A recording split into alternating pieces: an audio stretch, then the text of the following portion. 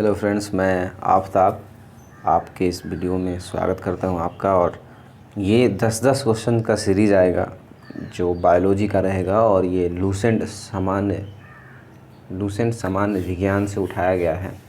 ये 10-10 क्वेश्चंस के जितने भी ऑप्शंस रहेंगे हम उस पर डिस्कस करेंगे और डे बाय डे आपको वीडियो मिलेगा।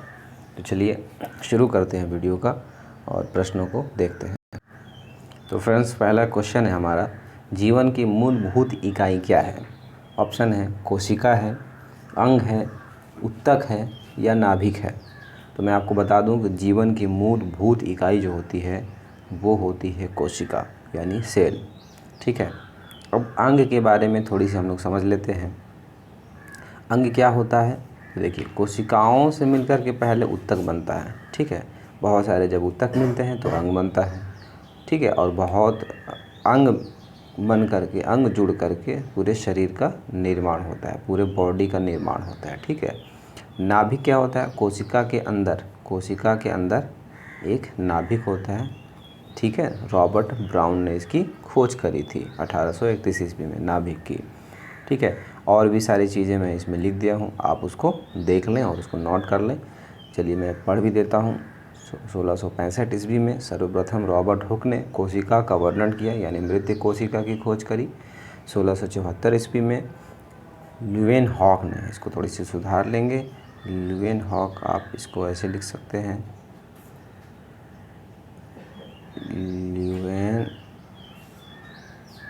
हॉक, फिर से लिख देता हूँ इसको, ल्यूवेन हॉक। हॉक तो लिखा हुआ है, आप उसको देख लें। तो ल्यूवेन हॉक ने क्या करी है? सर्वप्रथम जीवित कोशिका की खोज की है। यही नाभिक की खोज रॉबर्ट ब्राउन 1831 ईस्वी में, और ये मैं आपको बता दिया कि कोशिकाओं से मिलकर के ऊतक और ऊतक से मिलकर के अंग और अंग जुड़ करके शरीर का निर्माण करते हैं। ठीक है, चलिए अगले प्रश्न की ओर बढ़ते हैं। कोशिका के बारे में निम्न में से कौन सा कथन सही नहीं है? ठीक है, कौन सा कथन सही नहीं है? देखिए, कोशिकाओं के आकार और अमाप विशिष्ट कार्य से संबंधित होते हैं, तो ये बिल्कुल कथन सही है, क्योंकि कोशिकाओं का जो साइज और शेप होता है वो अलग अलग कार्य को निर्धारित करते हैं। जैसे आप आरबीसी का ले लें, तो आरबीसी का जो कोशिका है वो संयोजी ऊतक के रूप में काम करता है। आरबीसी का जो कोशिका है वो संयोजी ऊतक के रूप में काम करता है। उसका काम होता है सारे शरीर में जा कर के ऑक्सीजन को पहुंचाना।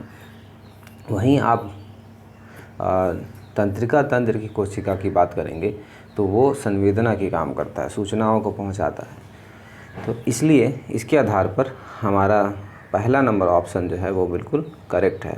दूसरा नंबर ऑप्शन है, कुछ कोशिकाओं के बदलते आकार होते हैं। बिल्कुल, हमने देखा है अमीबा अपना आकार चेंज करता है, वही देखते हैं, यानी ये भी वाला कथन जो है वो सही है। प्रत्येक कोशिका में निष्पादन की अपनी क्षमता होती है। बिल्कुल, बहुत सारे कोशिकाएं जो हैं वो अपने को पूर्ण और अपने को पूरा अलग अलग समय में करते हैं, सबकी अलग अलग क्षमता होती है। इसलिए ये भी ऑप्शन सही है, मतलब सेंटेंस सही बोल रहा है। इसलिए अब आप देख लें, क्वेश्चन में बोल रहा है कौन सा कथन सही नहीं है, तो ये कथन सही है, ये कथन सही है, ये कथन सही है। तो सही तो है लेकिन ऑप्शन गलत है, हम लोगों को चुनना है कौन सही नहीं है। तो चलिए, डी नंबर ऑप्शन है, सभी देह ऊतकों में एक ही प्रकार की कोशिका विद्यमान रहती है। ये जो सेंटेंस बोला वो गलत है और ये गलत ही चुनना था, इसलिए ऑप्शन हमारा यही सही होगा। तो चलिए अगले प्रश्न की ओर बढ़ते हैं। ये सारी चीज़ें आप नोट कर सकते हैं, लिख दिया हूँ, ये सारी चीज़ें आप स्क्रीनशॉट ले लीजिए। ठीक है, चलिए तीसरे नंबर प्रश्न की ओर बढ़ते हैं।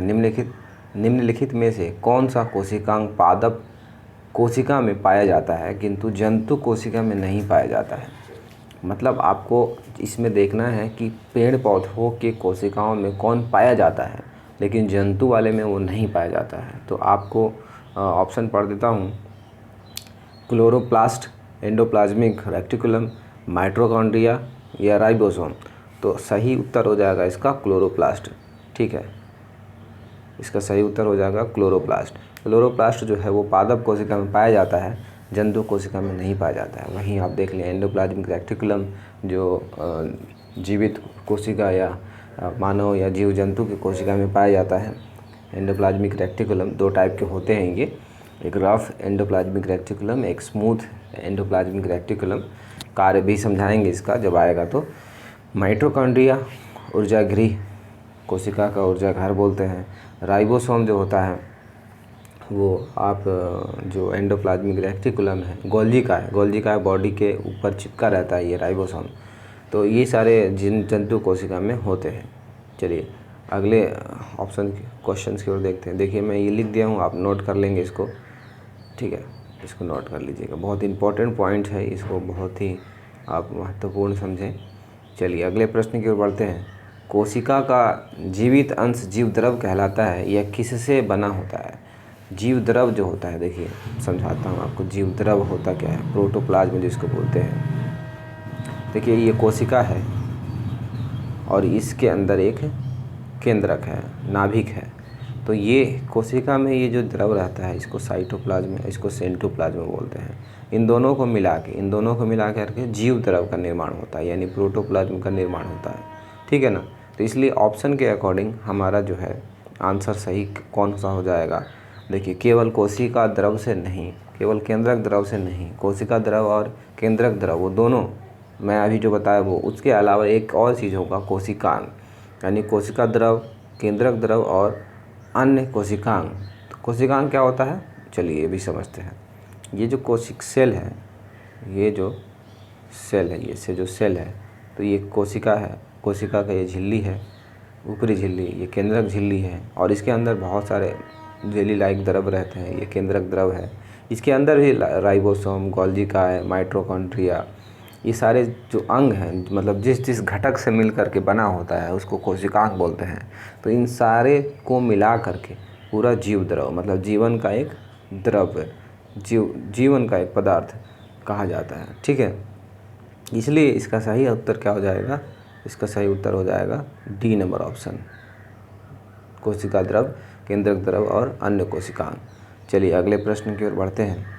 5वां नंबर प्रश्न है, 80% से ज़्यादा कोशिका में पाए जाने वाला पदार्थ है। 80% से कोशिका में क्या पाया जाता है? तो आपको उत्तर पता ही चल रहा होगा। क्या प्रोटीन पाया जाता है? नहीं। क्या चर्बी पाया जाता है? नहीं। खनिज पाया जाता है? नहीं। जल की मात्रा 80% से भी अधिक रहती है कोशिका में, ठीक है। चलिए इसमें डिस्कस करने वाले कोई पॉइंट नहीं है। निम्नलिखित में किन कोशिकाओं में नाभिक नहीं होता है? किन कोशिकाओं में नाभिक नहीं होता है? क्या मूल रोम कोशिका में होता है, नाभिक नहीं होता है? क्या प्लेटलेट्स में नाभिक नहीं होता है? लाल रक्त कोशिका में या मोनोसाइट में? तो इसका सही जवाब हो जाएगा दोस्तों लाल रक्त कोशिका। लाल रक्त कोशिका यानी रेड ब्लड सेल में केंद्रक नहीं होता है, ठीक है ना।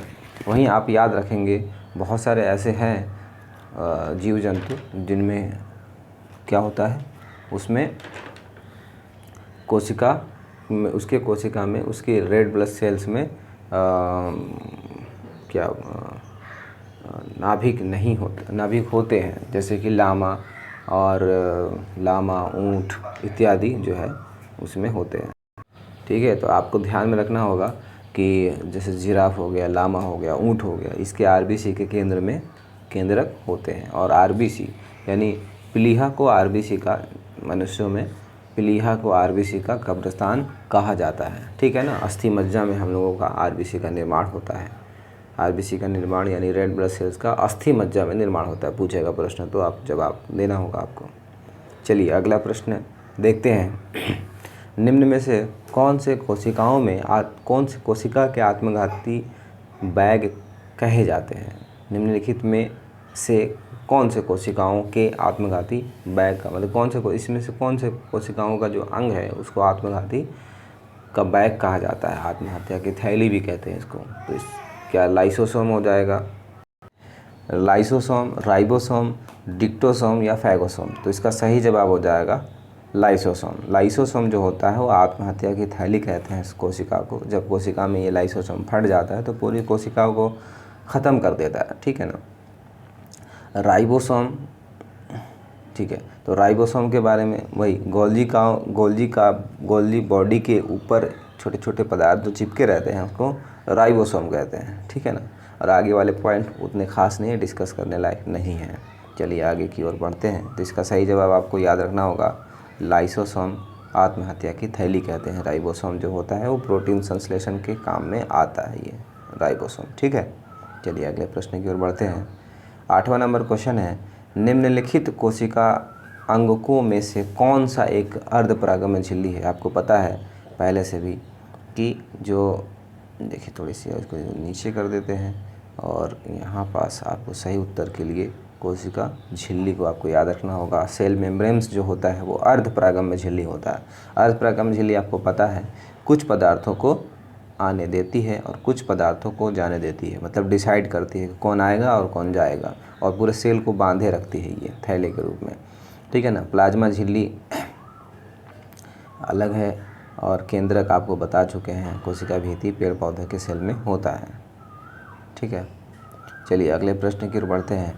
निम्नलिखित में से किसको कोशिका का पावर प्लांट या power house of the cell भी कहा जाता है। तो आपको ऑप्शन पढ़ देता हूँ, गोल्गी काय बॉडी होता है, या फिर माइटोकॉन्ड्रिया होता है, या राइबोसोम या लाइसोसोम। तो सही जवाब हो जाएगा इसका माइटोकॉन्ड्रिया। क्या हो जाएगा, माइटोकॉन्ड्रिया जो होता है power house of the cell होता है। लाइसोसोम आत्महत्या की थैली बोलते हैं, राइबोसोम प्रोटीन संश्लेषण के काम में करता है, गोल्गी काय बॉडी होती है, ठीक है। चलिए अगले प्रश्न की ओर बढ़ते हैं। 10वां नंबर क्वेश्चन हो जाएगा आपका, अंतिम सवाल है ये। कोशिका का शक्ति स्रोत होता है।